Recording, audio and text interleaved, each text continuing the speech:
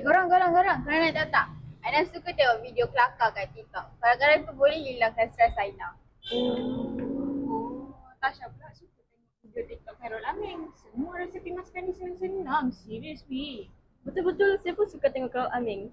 Kalau saya gunakan media sosial untuk tengok info semasa. Tak perlu tengok TV. Kalau Bulan suka share video dan gambar. Sebab benda ni dia boleh buat Bulan rasa lebih yakin.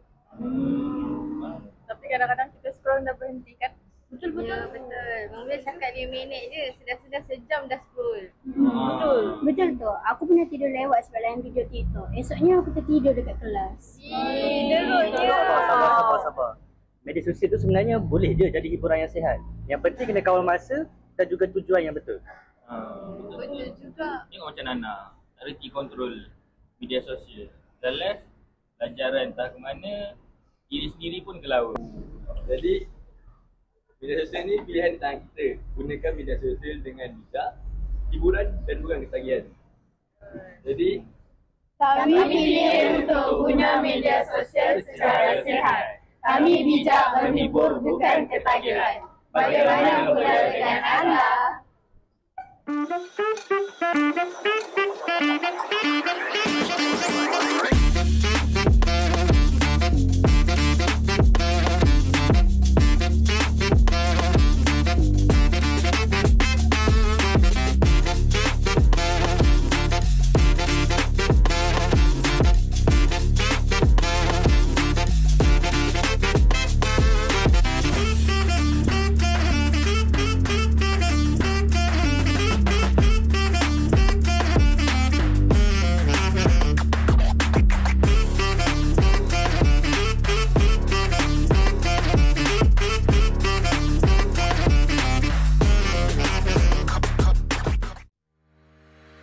Media sosial merupakan platform dalam talian yang membolehkan pengguna berhubung, berkongsi maklumat dan mendapatkan hiburan.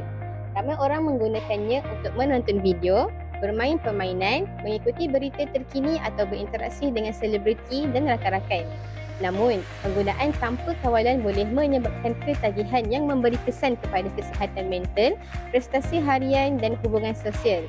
Oleh itu, penting untuk menggunakan media sosial secara seimbang dan bijak.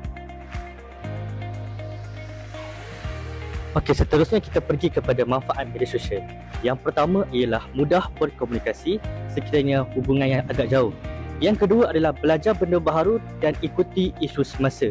Yang ketiga adalah media sosial merupakan platform diri kita untuk kita mencurahkan bakat kita seperti bernyanyi, bersajak dan sebagainya. Dan yang terakhir, media sosial merupakan satu peluang kerjaya kita untuk kita mencari kewangan lebihan. Jadi, apakah impak negatif daripada penggunaan media sosial? Yang pertama, prestasi akademik ataupun kerja makin merosot.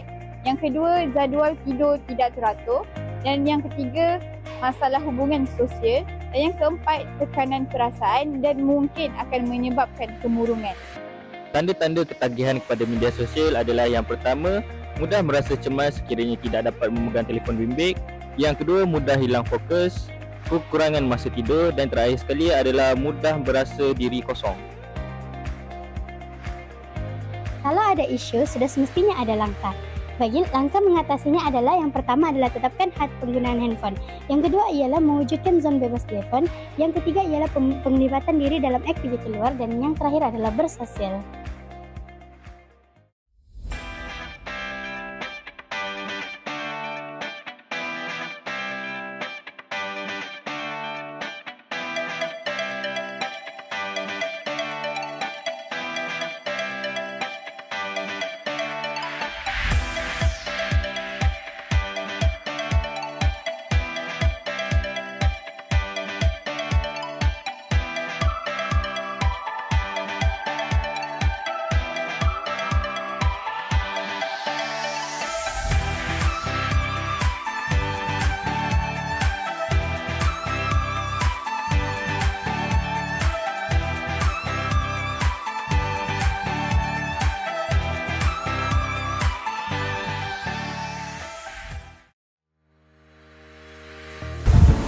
Kumpulan 6 telah menjalankan sesi soal selidik kepada 40 orang responden. Soal selidik ini bertujuan untuk mengenal pasti tahap penggunaan media sosial dalam konteks hiburan dan potensi ketagihan. Hasil dapatan menunjukkan bahawa majoriti responden menggunakan media sosial untuk hiburan dan menghilangkan rasa bosan seperti menonton video yang kelakar dan mengikuti akaun-akaun yang menarik. Namun, trend yang menyebabkan turut ditekan ialah ramai yang mengaku sukar untuk berhenti walaupun mereka tahu mental dan fizikal perlu berehat serta mereka menghabiskan masa yang lebih daripada yang dirancang. Malahan, ada yang rasa susah jika tidak dapat mengakses media sosial. Ini menunjukkan bahawa ketagihan yang perlu dicegah. Pengguna disarankan untuk mengawal masa penggunaan, elakkan membuka sosial media berulang kali tanpa keperluan dan utamakan rehat serta aktiviti harian agar keseimbangan hidup dapat dikekalkan. Media sosial dan hiburan memainkan peranan penting dalam kehidupan moden sebagai sumber komunikasi, maklumat dan relaksasi. Namun, pengguna yang berlebihan boleh membawa kepada ketagihan yang memberi kesan negatif terhadap kesihatan mental, fizikal dan hubungan sosial.